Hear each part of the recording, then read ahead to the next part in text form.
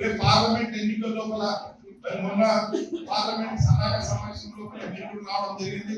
Party తప్పకుండా భవిష్యత్తు లోపల అందరికీ గతం లోపల మరి నేను 2005-2010 కాంగ్రెస్ పార్టీలో మున్సిపల్ చైర్మన్ చేసిన అప్పుడు నిజంగా రాజరకం. కానీ టిఆర్ఎస్ ప్రభుత్వంలో వచ్చిన తర్వాత అటెండర్ కంటే అధ్వాన ఈరోజు ఎవరు సర్పంచ్ కానీ వార్డు మెంబర్ కానీ కౌన్సిలర్ కానీ ఎంపీపీ కానీ జెడ్పీటీసీ కానీ ఎవరికి మన ప్రభుత్వం లోపల గౌరవం దక్కలేదు అని చెప్పి తెలియజేస్తాం. అందరూ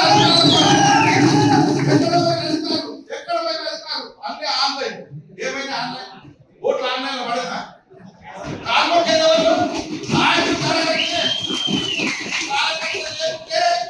ఏ పార్టీకైనా మూల సంపాదన కార్యకర్తలే. ఆ కార్యకర్తలు లేకపోతే ఏ పార్టీ లేదు, ఎవరు నాయకులు లేరు అని చెప్పి